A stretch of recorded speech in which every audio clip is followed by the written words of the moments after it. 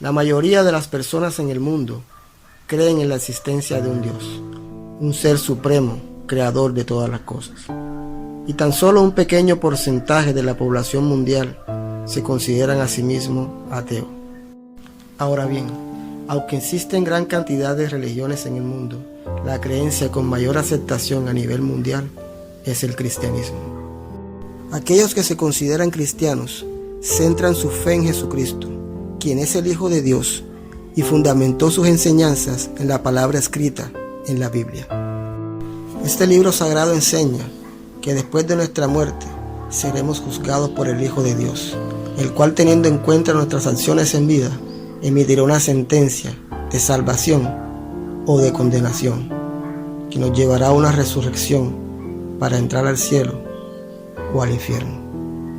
Si realizáramos una encuesta entre todas estas personas que profesan la fe en Jesús, preguntándole a dónde irán después de la muerte, seguramente la gran mayoría respondería que irían al cielo.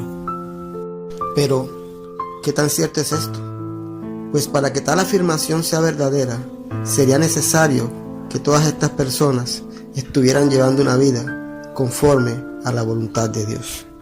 Sin embargo, existe un error en esta lógica, pues si la mayoría de los cristianos estuvieran cumpliendo la voluntad de Dios, fácilmente miraríamos afuera y veríamos a personas haciendo buenas obras, ayudándose mutuamente, profesando el amor por el prójimo, personas imitando a Jesús. Pero la triste realidad es que lo que estamos viviendo es totalmente lo contrario. Y la explicación a esta contradicción es tan simple como lamentable. Y es que ese Dios en el que la mayoría de las personas creen no existe. Sí, así como lo oyes. Ese Dios que no tiene problema con que vayas a la iglesia en la mañana y luego salgas a emborracharte en la noche y aún así guardar tu lugar en el cielo. Ese Dios no existe. Ese Dios que mira con agrado que en la mañana publiques el Salmo 23 en tus estados y luego empiezas a compartir videos pornográficos. Ese Dios no existe. Ese Dios que no tiene problema con el engañar a otros, el levantar falso testimonio, el inventar chismes de tu hermano. Ese Dios no existe. Ese Dios según el cual está bien tener sexo con quien te provoque sin necesidad de estar casados. Ese Dios no existe. Ese Dios según el cual no hay ningún problema en que tengas una aventura extramatrimonial y aún así bendecir tu vida. Ese Dios no existe. Ese Dios que puede convivir con el odio, la enemistad, los celos, las contiendas, las envidias. Ese Dios no existe. Ese Dios que ve con buenos ojos la desnaturalización de la sexualidad del ser humano. Ese Dios no existe. Ese Dios que considera justo matar a un bebé indefenso aún en el vientre de su madre. Ese Dios no existe. Ese Dios que aprueba la utilización de la fe como un negocio para enriquecerse. Ese Dios no existe. Ese Dios que no tiene problema con la hechicería, la idolatría, los homicidios, los robos, la avaricia y con todas las manifestaciones de pecado. Ese Dios no existe. Vivimos cada día deleitándonos en el pecado, ofendiendo al Creador, desechando sus mandamientos. Pero aún así estamos convencidos de que Él está con nosotros, de que nos bendice y nos dará un lugar en la salvación. Hoy a través de este mensaje quiero abrirte los ojos para decirte que ese Dios que se complace con tales cosas no existe. Porque el Dios verdadero, Jehová de los ejércitos, el Dios de Abraham, de Isaac y de Jacob, rechaza todas estas cosas y ordena vivir en santidad, amándolo a Él por encima de todos y amando a tu prójimo como a ti mismo. Pero el problema es que no conocemos al verdadero Dios, porque no nos interesa conocerlo, pues no nos sentimos cómodos con lo que nos pide, y nos resulta más fácil crear un nuevo Dios, uno a mi gusto, uno personalizado, uno con el que me sienta más cómodo.